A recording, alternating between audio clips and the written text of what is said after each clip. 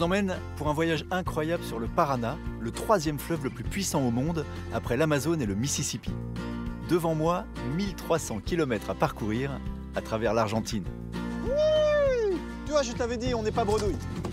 Je vais partir à la rencontre des Indiens Guarani, Comme ça, là, de paysages uniques au monde. ils comprennent pas la route. Oh, les vacas, c'est par là. Allez, là. Et de tous les visages du fleuve. Là, il y a le fleuve qui fait un peu les fiers à bras parce qu'il s'élargit. Là, l'Argentine et là, le Paraguay. Je vais naviguer à bord de tout ce qui flotte pour voyager au rythme de l'eau. Et au bout, c'est la mer. Normalement.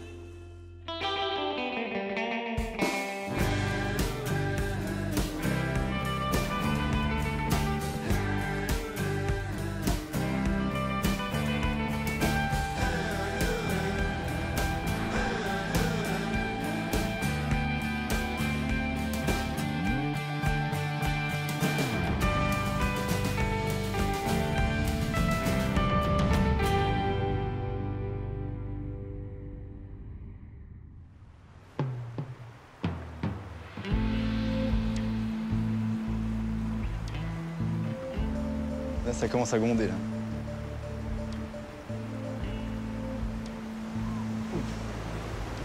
Ah oui, là, c'est big, là.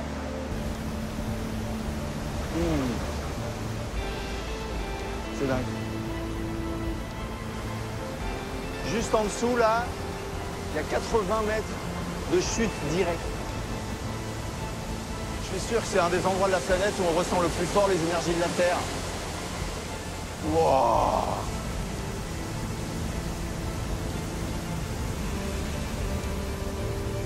Mon voyage commence ici. Évidemment pas en bateau, c'est les chutes d'Iguassou. Les chutes d'Iguassou, c'est un spectacle unique au monde. Sur plus de 3 km, des centaines de chutes d'eau forment une incroyable frontière naturelle.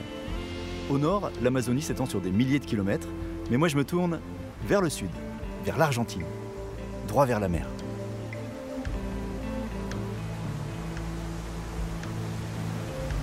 Derrière là-bas, il y a des canoës, donc ça c'est bon signe. Quand il y a des canoës, il y a des bateaux, et quand il y a des bateaux, on peut continuer.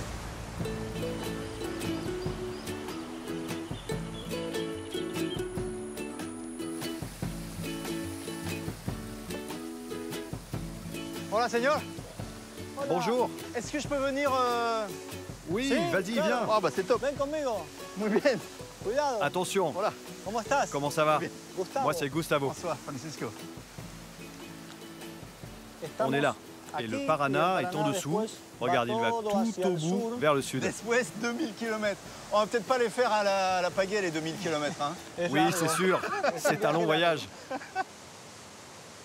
Allez, Vamos. c'est Vamos parti al Paraná. pour le Paraná. Allez, c'est parti. Première rencontre, premier coup de pagaie, et me voilà lancé avec Gustavo sur le Paraná. Devant moi, 2000 km jusqu'à Buenos Aires et l'océan Atlantique.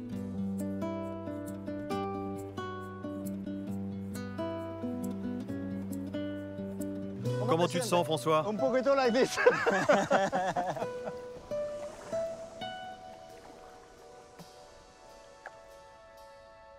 Toutes les eaux qui viennent de là, elles ont passé la cascade. Claro. Exactement. Es difícil pensar C'est vrai que estas c'est difficile aguas de tan croire calmas qu'une eau si han calme sido tan arrive de chutes furiosas, aussi violentes. allá arriba en las cataratas, claro. Qu'est-ce que ça veut dire, Paraná? El nombre Paraná Le mot es- Paraná la traducción se es traduit padre del littéralement par río le père o du pariente fleuve, del mar. ou le parent de la mer. Ici, c'est un endroit particulier parce qu'on est au milieu de 3 pays. Il y a le Paraguay, il y a l'Argentine et il y a le Brésil. Est-ce qu'il y a des choses spéciales qui se passent ici? Sí, seguro. Oui, il y a une Es énergie una très energía spéciale muy et especial, très muy atypique qui se atípica, forme dans la cette que région. un poco se forma en esta Il y a une región del alchimie país. ici. Tenemos una mezcla. Moi-même, je suis un mélange d'Argentin Tengo et de mezcla Paraguayen. argentino con paraguayo, Ma mère est ¿se originaire du entiende? Paraguay Mi madre et desciende mon père del est né à Paraguay, Buenos mi Aires, padre en desciende de Argentine. Buenos Aires, de la Argentina. Just put your paddle Mets ta on the pagaie d'un other seul side côté, François. and- Ce sera plus and the facile. canoe turn. Yeah. Voilà, très bien.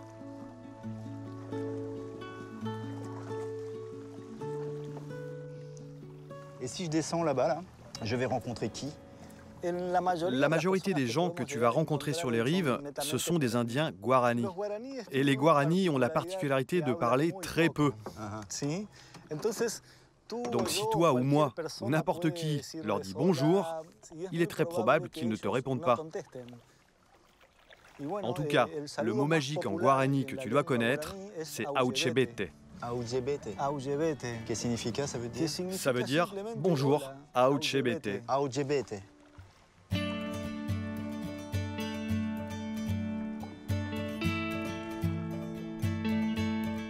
Grâce à Gustavo, je comprends que le Paraná n'est pas un fleuve, c'est un pays. Et ses premiers habitants sont les Indiens Guarani. Je décide de partir à leur rencontre et pour ça, il faut s'éloigner un peu des rives du fleuve, s'enfoncer dans la forêt équatoriale et longer l'un des nombreux ruisseaux du Paraná.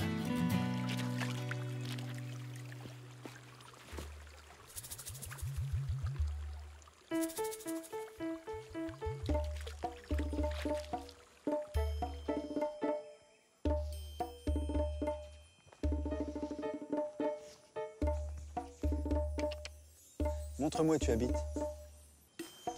C'est par là. Bon, je crois qu'on tient un truc.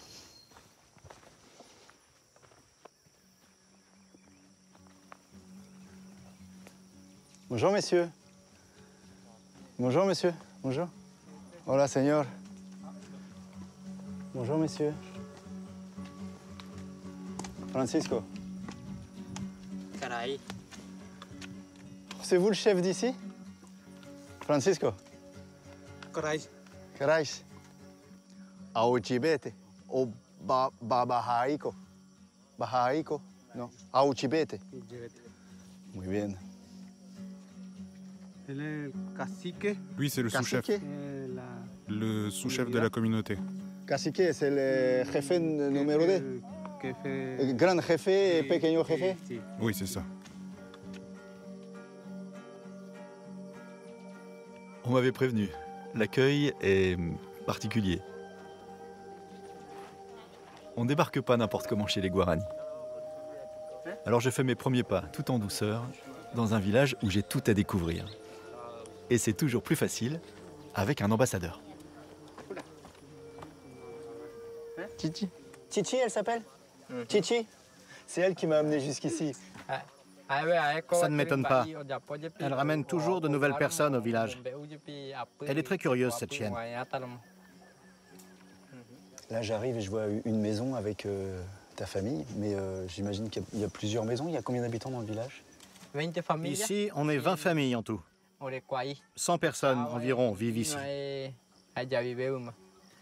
Je suis arrivé ici par la rivière. Est-ce que tous les villages Guarani sont construits comme ça autour des rivières?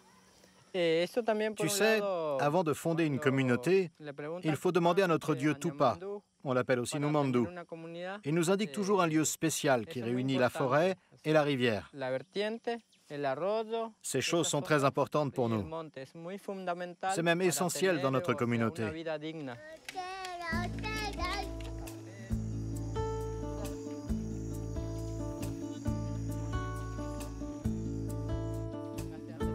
Je découvre une communauté tranquille, une vie hors du temps. La ville n'est qu'à quelques kilomètres, mais les Guarani ont fait le choix de vivre dans la nature, là où ils ont toujours vécu. Et tous les jours, Vera et toute sa famille partent en pleine forêt, un peu comme d'autres vont faire les courses.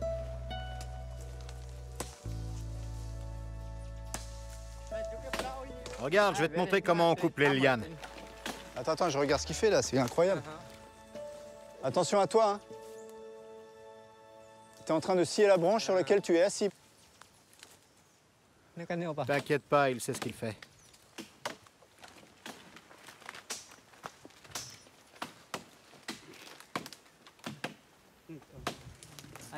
Regarde, ça c'est la bonne longueur.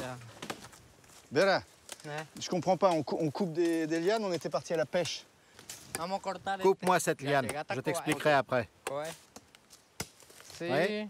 Si, Oui, c'est ça, toute la liane.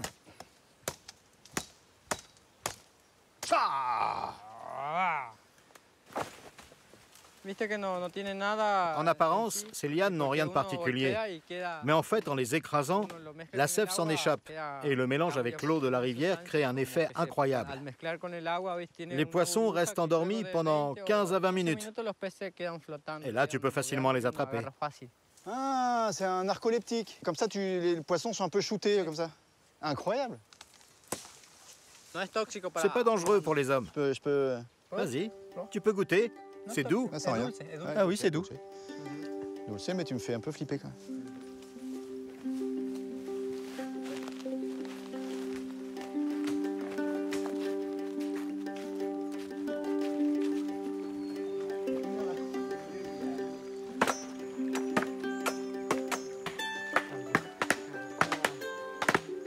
Comme ça, là? Masse? Tu peux taper plus fort. Et après, tu le jettes dans l'eau. Al agua, tira. ¿Viste?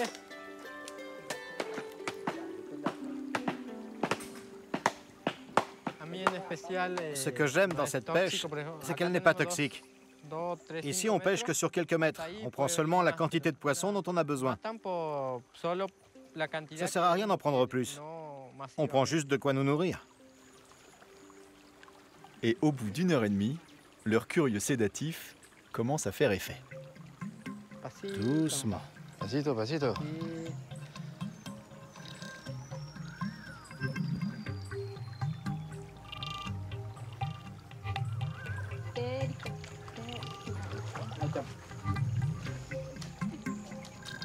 Il est là, il est là. Good. Comment il s'appelle celui-là? Piquinay. Piquinay? Piquinay. Peut-être une sorte de gardon, chose comme ça.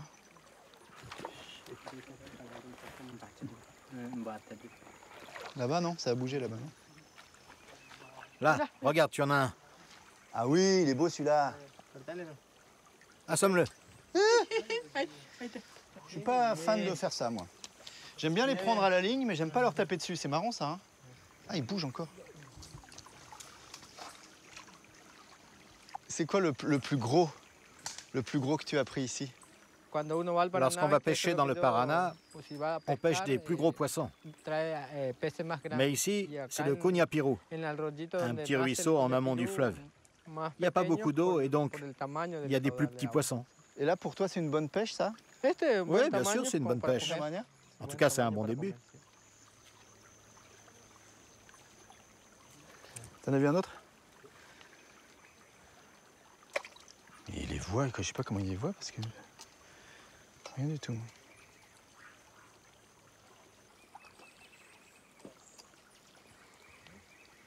Ce qui est extraordinaire ici, c'est que les gestes qu'on est en train de faire là, ton grand-père les faisait, le grand-père de son grand-père le faisait aussi. Oui, j'aime que les choses se transmettent. Il faut partager ses connaissances pour les faire vivre. Et qu'on nous laisse tranquilles pour vivre comme on sait le faire, avec nos traditions.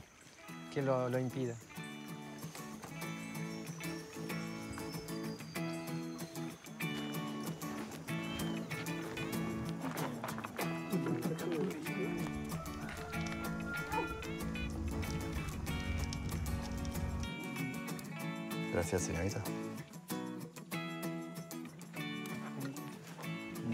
Allez, vas-y, goûte.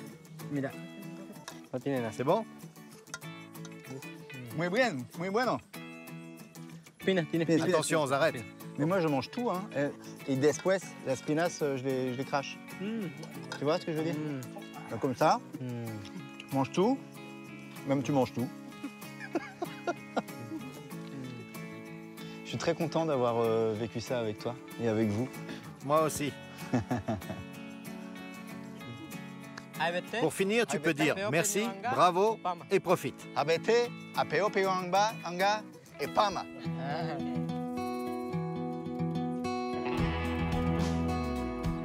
Je quitte les Guaranis, fasciné par ce mode de vie d'une richesse infinie et en même temps si fragile.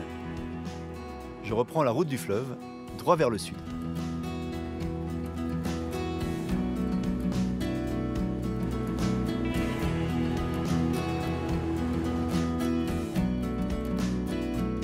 Après des heures de navigation, Posadas, une ville de 350 000 habitants.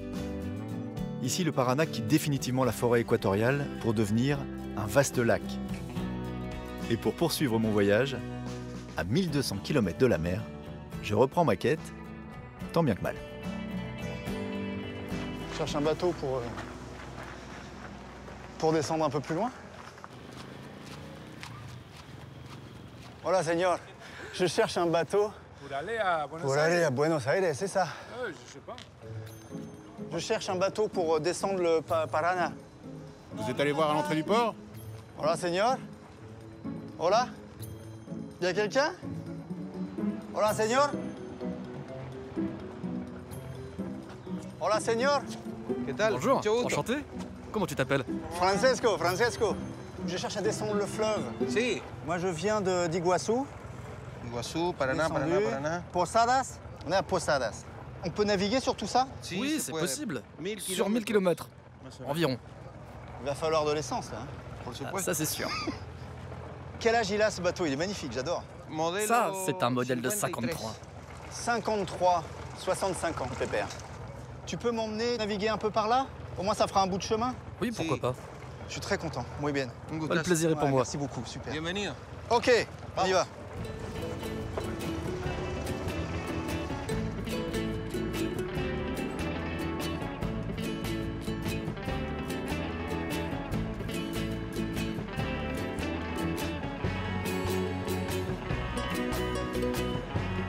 Là, il y a le fleuve qui fait un peu les fiers à bras parce qu'il s'élargit, on dirait une mer intérieure. Donc là, on est au milieu du fleuve le plus large dans sa partie nord. Là, l'Argentine et là, le Paraguay. Et cette mer d'huile s'étend sur plus de 100 km. Il me faudra bien une journée et une nuit pour traverser ce lac immense. Mais ce jour-là, mon voyage tourne à la croisière. Je découvre avec bonheur que Rossuelo est musicien, et pas n'importe lequel. Il chante le chamamé, le son du Paraná. El Paraná es chamamé y en cada gota vuelvo a ser la correntada que llevó a enamorar mi corazón. El Paraná suena y verás que inventa pueblos en su andar. Soy navegante y timonel, el Paraná es chamamé. El Paraná suena y verás, soy navegante y timonel, guitarra, arpa y acordeón. El Paraná es chamamé. Muy bien. Super. Bravo. Bravo. Esa. Ça, c'est le rythme du fleuve. Sí. Oui, c'est le rythme de l'Amérique latine. Il est là, dans le fleuve et dans notre sang. Le sang, c'est le fleuve du corps. Et le fleuve, c'est le sang de la terre. Magnifique.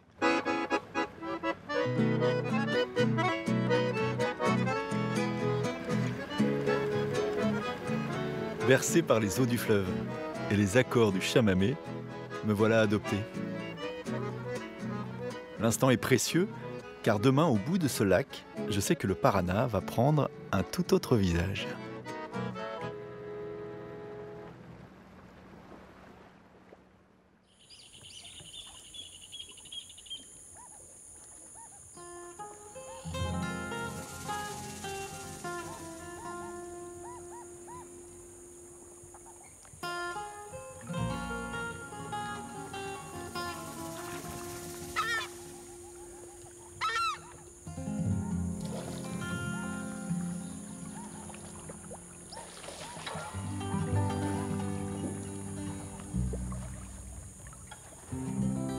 Voilà comment l'eau du Paraná se répand dans toute cette zone.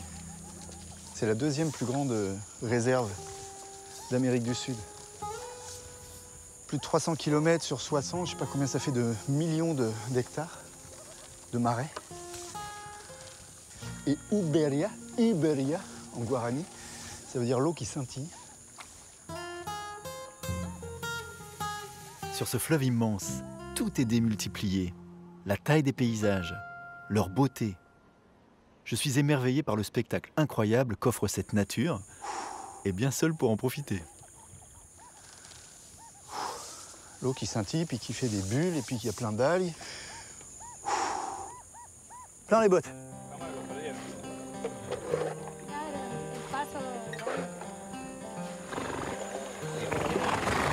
Au milieu des marécages, je ne suis finalement pas si seul.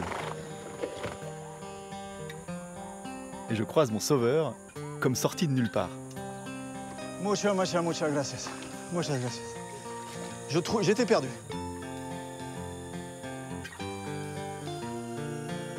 Tu le fais mieux que moi. Comment tu fais? Ah, tu mets un pied devant, un pied derrière?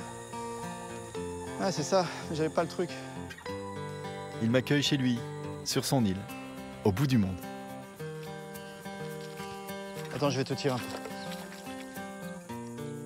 Bah, je vais te tirer, mais ça bouge pas.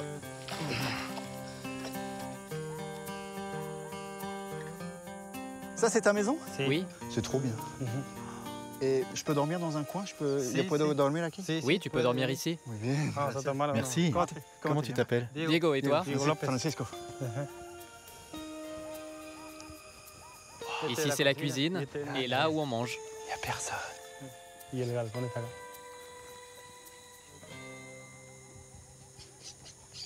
C'est des chevaux là-bas? Oui, ils sont au pré. Et la ville la plus proche ici? Concepción. Concepción?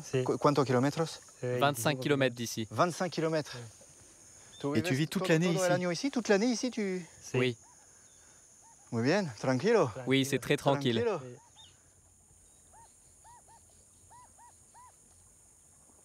Quel est ton métier? Qu'est-ce que tu fais?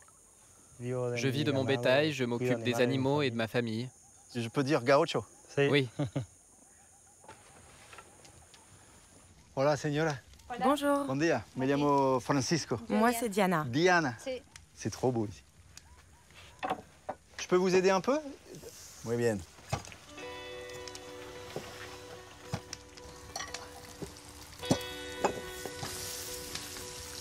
Et après, je replie? Il faut bien étaler la pâte. Elle est bien celle-là, non? Oui. À la troisième, je commence à être pas mal.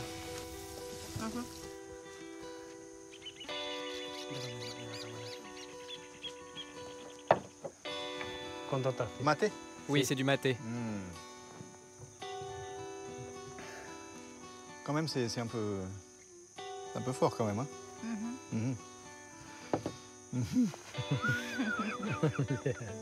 Je découvre le maté, une sorte de thé très amer qu'on boit ici toute la journée. Le goût est particulier, mais peu importe, car ce soir, je suis accueilli comme un roi. Peut-être je vais pas dormir de la nuit avec ça. Diane et Diego vivent coupés du monde, en complète autonomie. Les choses simples du quotidien, comme les galettes de blé ou le thé du maté, prennent ici une saveur unique. Et c'est vrai, au milieu des Esteros, le luxe est ailleurs et cette nuit vaudra bien plus que tous les hôtels étoilés.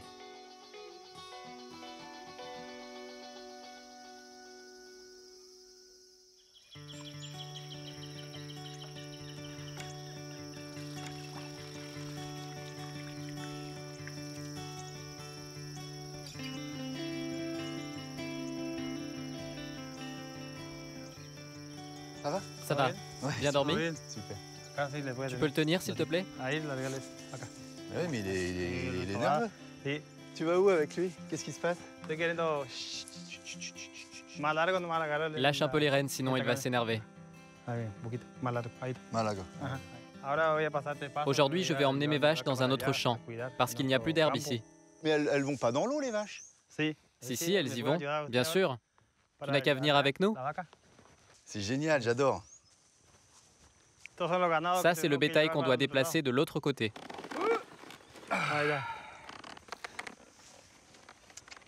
Comment il faut faire? Alors, il faut leur parler aux vaches? Il faut dire quelque chose? Allez.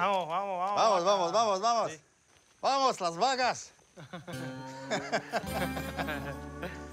Attention de ne pas perdre une vache. Allez, suis-moi.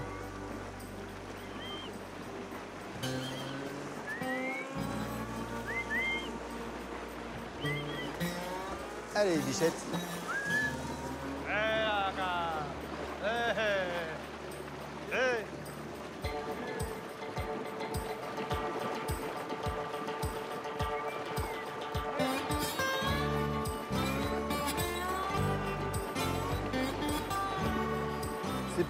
c'est plus dur pour les petits, ils ont pas pied. Sí.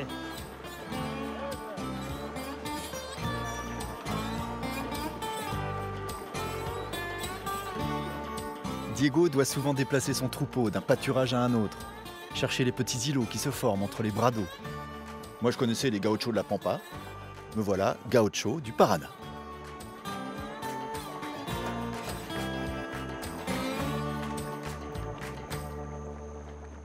Ils comprennent pas la route. Ils comprennent pas.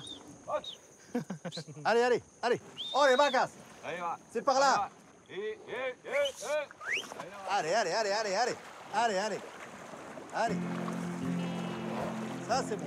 Allez. Viens là. Je découvre que ces transhumances ne sont pas sans risque. Dans l'eau, à la nage, les vaches se fatiguent, elles se perdent, elles paniquent. Et une noyade peut toujours arriver.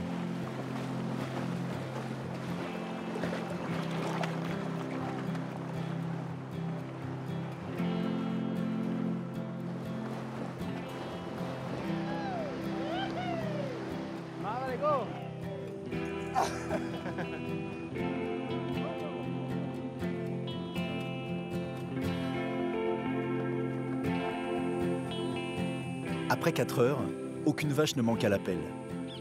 Elles ne resteront que quelques jours dans ce nouveau pâturage, puis il faudra repartir à travers les marécages. Cette journée, c'est une routine pour Diego, mais pour moi, elle restera l'un des moments magiques que peut offrir le Paraná. Qu'est-ce qui fait que tu restes ici et que tu continues ce métier-là? Ma mère est originaire de cet endroit. Et moi, j'y suis né et j'y ai été élevé. Donc ça me plaît de vivre ici. Et comment ça se passe ici quand le Paraná est en crue? Est-ce que ça reste comme ça ou est-ce que l'eau monte un petit peu? Lorsque la montée des eaux arrive, on n'a pas de chance car tout s'écroule. Il faut sortir et déplacer les animaux, sinon ils meurent tous noyés, car l'eau monte très haut. Mais où comment? L'eau peut arriver jusqu'ici. Mais une fois que tu as vu ça à côté de ta maison, quand tu dors la nuit, t'as pas peur? Je me suis toujours promis de ne jamais partir d'ici. Je vais mourir dans cet endroit. J'aime ce paysage. C'est mon estuaire, ma liberté, ma vie. Je ne me vois pas vivre ailleurs. À moins que je croise un caïman, je suis sûr de rentrer à la maison. Une fois, j'ai vu un caïman se faire attraper par un anaconda. Il était étranglé par le serpent. C'était impressionnant. Et c'était où? C'était à côté là? Pas à côté de la maison? Pas loin d'ici, sur le côté. C'est-à-dire qu'à 300 mètres d'ici, il peut y avoir un boa et un crocodile qui se... Incroyable. Merci beaucoup parce que c'est génial ce qu'on a fait tout à l'heure. Gracias, amigo. Merci à toi. La nature t'apprend la force.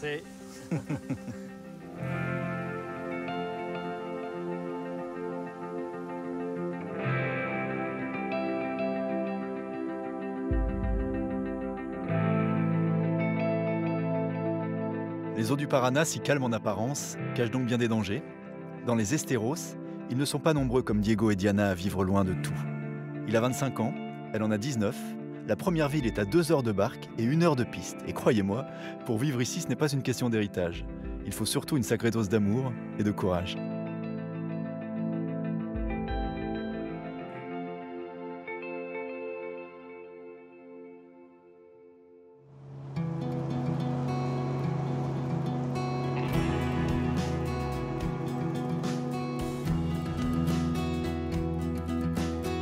À 900 km de la mer, je poursuis mon voyage à travers les plaines argentines.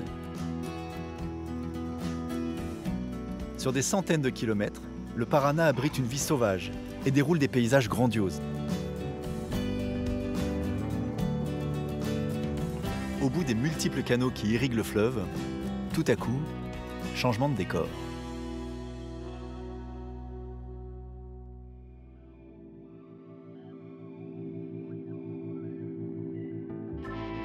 Alors voilà Rosario, la deuxième plus grande ville d'Argentine. Ça a l'air grand, hein?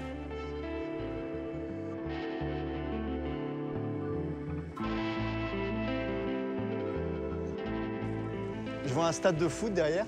Rosario, c'est la ville qui a vu naître les 2 plus grandes légendes argentines, de deux planètes complètement différentes.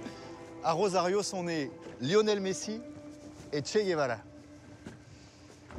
Je sais pas d'ailleurs ce que l'un ou l'autre penserait de l'autre.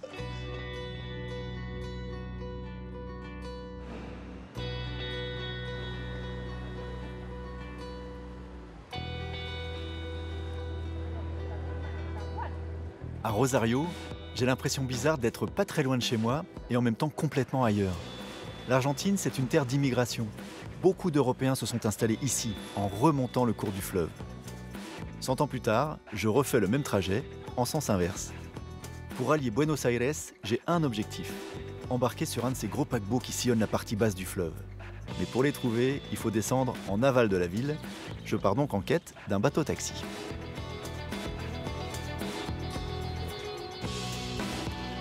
Je descends le fleuve là. Il y a moyen de faire un petit bout de chemin avec vous? Oui, monsieur. Merci, monsieur. Muy bien. Yo soy Francisco. Comment tu t'appelles? Julián, negro. Julián. Vale. Ah, c'est cool. Je suis obligé de mettre ça là? Oui, c'est obligatoire. Ça va pas être super sexy, hein. Et toi, t'en as pas, toi? Moi, non. Ah là là là. Je mettrai tout à l'heure. Ok. Je t'aide à la manœuvre.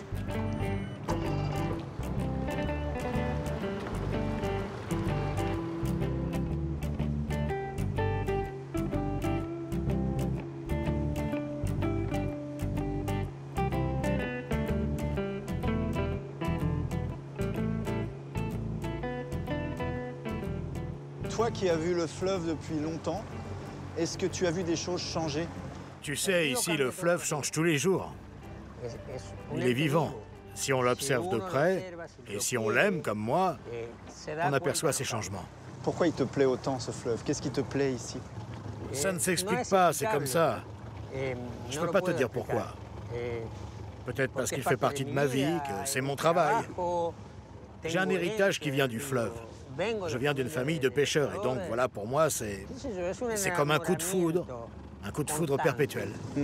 C'est beau. T'as les yeux d'un amoureux. Ici, nous avons un poète qui dit « J'ai la peau de couleur marron, la couleur des sédiments du fleuve. » Fais voir ta main. Ça, c'est la couleur du Paraná. C'est le couleur des Paraná. Regarde. C'est la même couleur, t'as raison.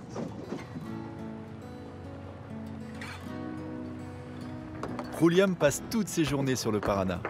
Et même lorsqu'il embarque un passager, il ne fait pas une sortie sans jeter ses filets. Ça mesure combien? 300 mètres. Plus de 300 mètres. Allez, Allez, bonne chance.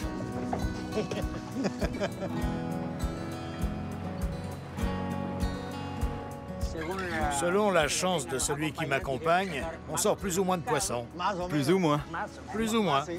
Beaucoup, c'est combien de poissons? 12-13 poissons, c'est bien. D'accord.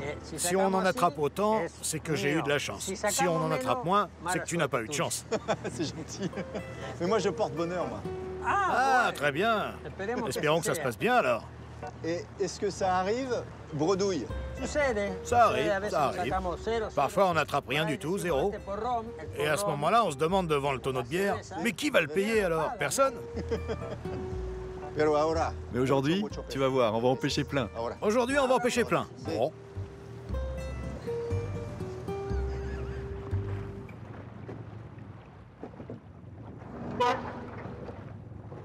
J'ai peur qu'il t'arrache tout quand même, là, non? Ça arrive jamais que le bateau, il arrache tout le filet? Non, parce que le filet touche le fond du fleuve. Et les bateaux dans cette zone ne dépassent pas 15 mètres de tirant d'eau. Et là, on a 20 à 25 mètres de profondeur.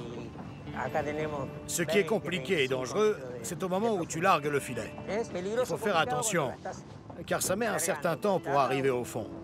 Mais une fois que ça touche le fond, ça ne décolle plus. Oh là, il est tout à côté! Pilatus! Attention au filet, hein! Incroyable! Très impressionnant.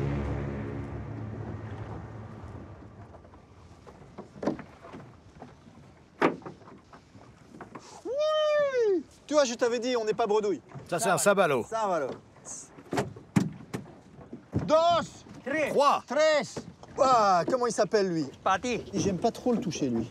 Celui-là, je me sens assez à l'aise. Non, pépère. Non, ça... Ah No muerde. Il mord il a pas. pas dedans, non, ça va. No, no. N'aie pas peur, sois tranquille. Tranquille. Là, ça y est, j'ai. Voilà. Muy bien. Te controle. T'es embauché maintenant. Si tu veux que je le fasse, tu me dis, hein. Ah, faut faire attention, hein. Oula. Je vais pas le remettre à l'eau. Tu vas te mouiller. Et c'est assez lourd pour quelqu'un comme toi qui n'est pas habitué. Ça va, je vais me mouiller un peu, c'est pas grave. Je suis déjà mouillé, t'inquiète. Mais nombre. Mon nom, en français, c'est Pêcheux. Et ça veut dire pêcheur. Ah, bueno. Ah tiens, voilà un autre. Arriba, arriba. Ça arrive, ça arrive. Arriba. C'est bien, t'as l'air content là, j'ai l'impression. T'as de la chance. T'auras pas à payer la bière. Je t'avais dit, je te porterai chance. Il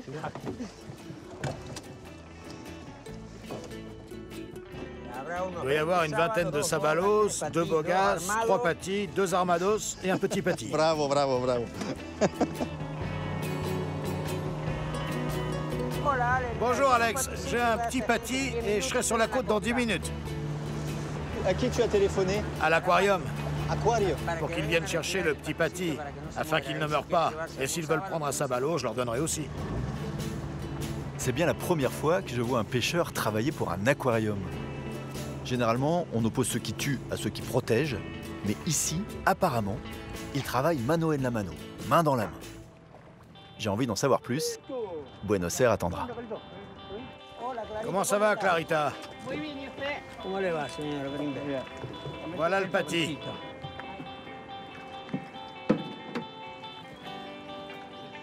Pourquoi ce poisson, il est particulier? C'est très difficile de se procurer des patis de petite taille pour les aquariums. C'est pour ça qu'on est très intéressé par celui-là. Il est parfait. Parce que moi, des patis comme ça, j'ai été les pêcher avec les guaranis dans les rivières, ils étaient tout bébés comme ça. Oui, ça m'étonne pas. Ce qui se passe, c'est que dans cette zone, ils sont très grands, mais ce sont des poissons migrateurs. Ils remontent le Paraná jusqu'au nord et grossissent pendant leur voyage. Là-bas, ils se reproduisent. De retour ici, ils sont énormes.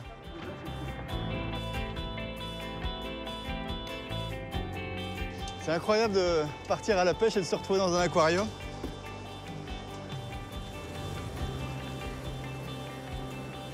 Quand il va grandir, il va devenir gros comment? Oh, il va faire 35 à 40 kilos environ. C'est son poids maximum. Il faudra beaucoup de temps avant qu'il atteigne ce poids, au minimum 10 ans. J'apprends que dans cette partie du Paraná, certaines espèces de poissons, comme le pati, sont directement menacées par la surpêche. L'aquarium de Rosario a pour mission de les protéger. Et quand je vois Juliam au quotidien partager cet objectif, je me dis qu'une partie du combat est déjà gagnée. Ah, il est là, le pati. Voilà. Et c'est le pati.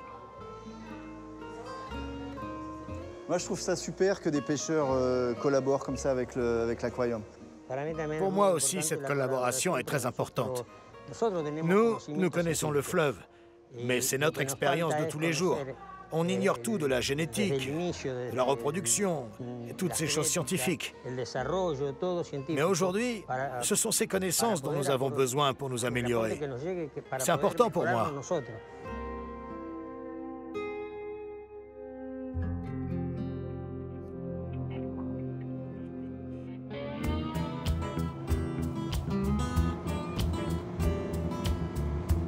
Je repars finalement sur les eaux et trouve à la nuit tombée un bateau pour rallier le delta.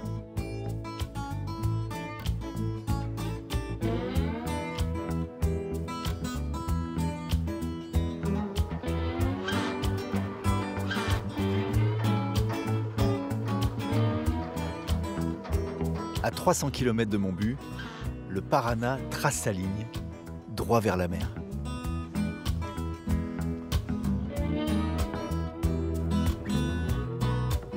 Aux portes du delta, les cargos ont cédé la place aux petits bateaux. Le fleuve s'est transformé en milliers de canots et d'îlots.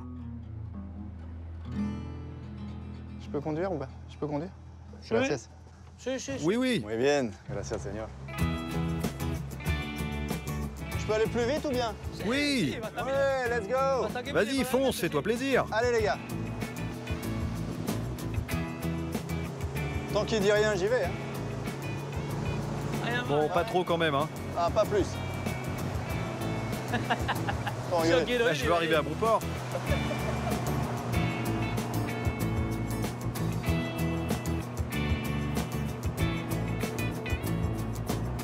Et ils font quoi là-bas, eux?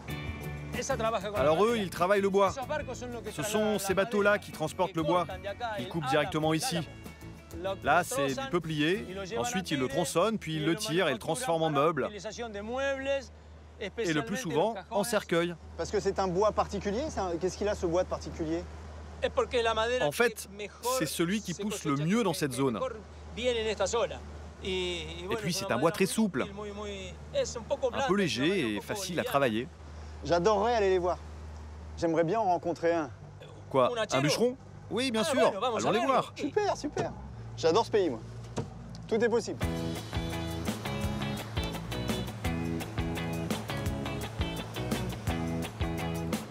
Ok, gracias. Ok, merci Dani. Hola, señores. Buenas. Buenas. Buen día. Arriba, arriba, arriba. Gracias. Merci. Bonjour. Ça va? François. Comment tu t'appelles? Moi, c'est Ismaël. Ismaël. C'est chez toi ici? Sí, sí, señor. Oui, monsieur. Pase. Allez, viens. Merci les gars. Mate. Gracias. Qu'est-ce qui se passe ici alors? On est des forestiers. C'est ton métier? Maintenant, oui. Avant, on était éleveurs, mais il y a eu beaucoup d'inondations ces dernières années. Alors, on a changé. J'en ai eu assez de ce métier. Et j'ai décidé de me consacrer qu'au travail du bois. Ici, on ne récupère que les arbres qui tombent naturellement, qui tombent dans le fleuve. Et on les utilise pour fabriquer des bateaux, aussi pour le bâtiment parfois, et même pour des instruments de musique. Plein de choses en fait. Toi, tu vis là? Tes bébés aquí? On vient ici que pour travailler. On ne vit pas ici, mais cette maison nous sert quand on vient travailler plusieurs jours. Oh là là, ils sont beaux ces bois là. Mais comment t'as coupé ça là? C'est dingue. Elle est où la machine qui coupe ça? Ici, regarde. Ah, carrément avec ça? D'accord.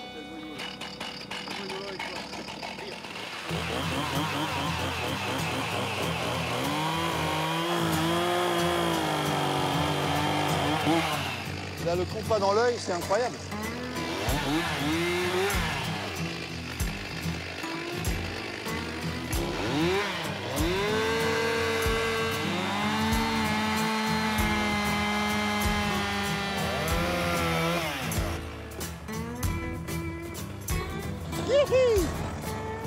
Magnifique. Allez, maintenant, on t'embauche. Super, les gars. Ah oui, d'accord. Ah oui, d'accord. Oh là là. Ah, c'est un canoë, c'est une pirogue. Ah, que c'est beau, ça. C'est un seul morceau. C'est creusé dedans. T'as fait tout avec la tronçonneuse? On a d'abord travaillé à la tronçonneuse et après avec une herminette. C'est dingue. Il te faut combien de temps pour faire ça? Il faut 2 mois environ. Il faut attendre que le bois commence à sécher pour pouvoir commencer à le travailler. Et il faut attendre la bonne saison pour le couper, la bonne lune. Le dernier quartier, c'est le bon moment. Pourquoi il faut attendre la bonne lune? C'est connu, à la lune descendante, le bois sèche plus vite et donc pourrit moins vite. Comme ça, il n'est pas attaqué ni par les insectes, ni par les champignons. C'est vraiment le meilleur moment pour couper le bois. Et qui est-ce qui t'a appris à faire ça? Personne. J'ai appris tout seul, en essayant et puis en pratiquant. Incroyable. Et celui-là, il est prêt quand? Il est presque fini, non? Il y a encore quelques finitions à faire, mais il est presque prêt.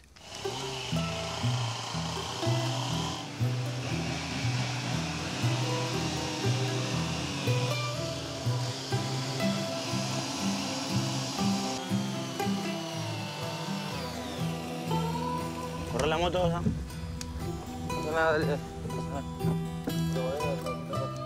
Ah.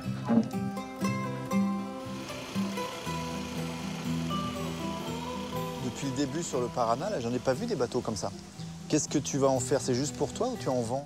C'est vrai, on n'en trouve quasiment plus des comme ça. Ici, on essaie de conserver ce savoir-faire.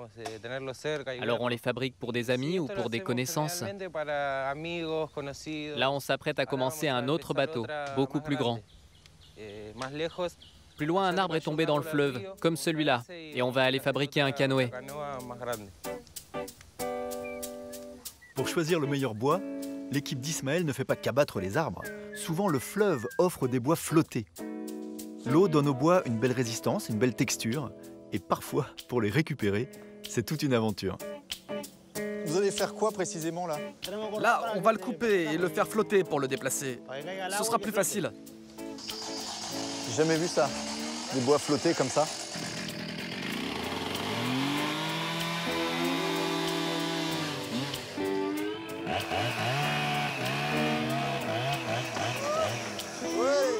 Bravo, bravo. Muy bien.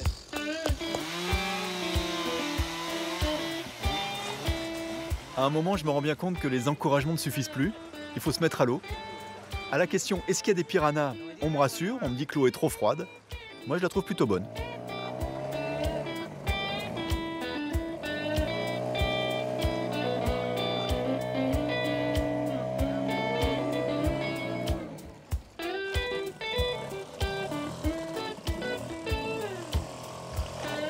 Il faudra 40 minutes pour remonter le tronc d'Ismaël contre le courant, la prochaine crue et la prochaine décrue pour le déposer sur le chantier.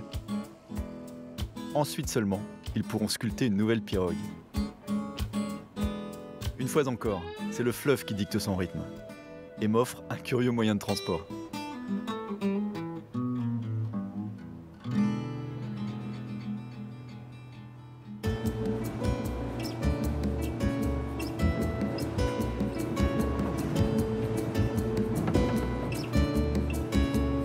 Dernier voyage vers la capitale de l'Argentine, ville frontière entre l'estuaire et l'océan. Bienvenue à Buenos Aires. Et pensez pour ces générations de migrants qui sont venus comme ça par le fleuve pour chercher fortune.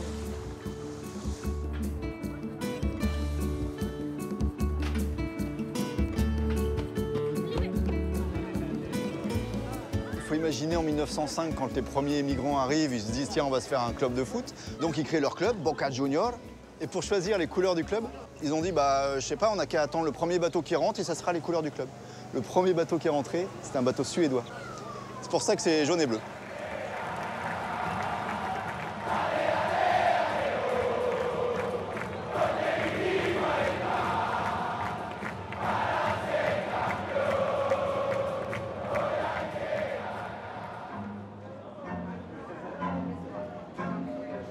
Un peu plus loin, c'est un air de tango qui raconte l'histoire de ce nouveau monde, né dans ces quelques rues. Les migrants sont arrivés d'Europe avec leur musique et leur danse, la mazurka, les danses de salon et surtout le flamenco. Ils dansaient entre hommes, nostalgiques, loin de leur foyer. Et puis un jour, l'un d'eux a sorti un bandoneon. Il venait d'inventer le tango, la plus belle et la plus sensuelle des danses du XXe siècle.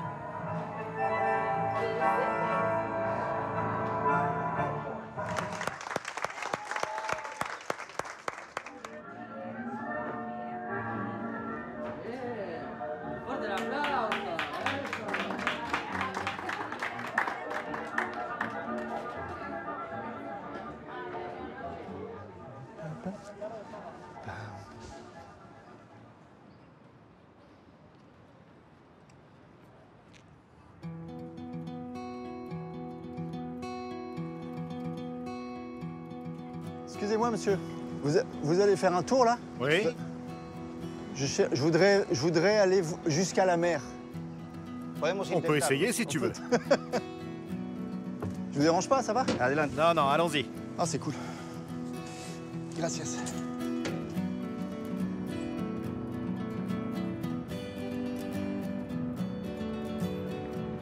J'embarque pour un dernier bateau, sur le Rio de la Plata. 200 km de long, 50 km de large. C'est l'estuaire le plus vaste au monde. Le vent est avec nous, je file droit vers la mer.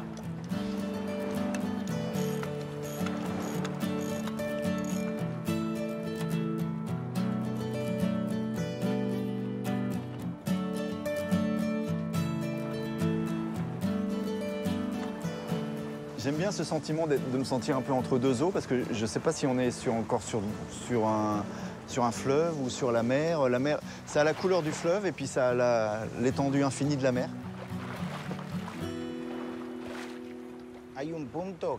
Il y a un point où il existe une division dans les eaux. C'est incroyable. Je l'ai vu une seule fois. Il y avait de l'eau marron, puis de l'eau bleue, celle de la mer.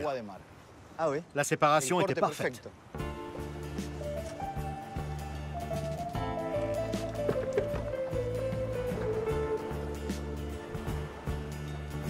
Alors, elle est salée? On n'y est pas encore, hein. Ouais, on n'y est pas encore.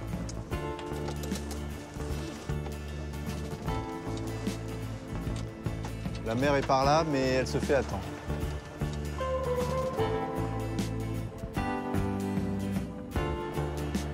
J'ai bien cherché cette fameuse limite, là où le Paraná se termine. Mais ce jour-là, après 2000 km, le fleuve n'a pas voulu montrer sa dernière frontière. Comme s'il voulait faire durer le plaisir de ce voyage incroyable.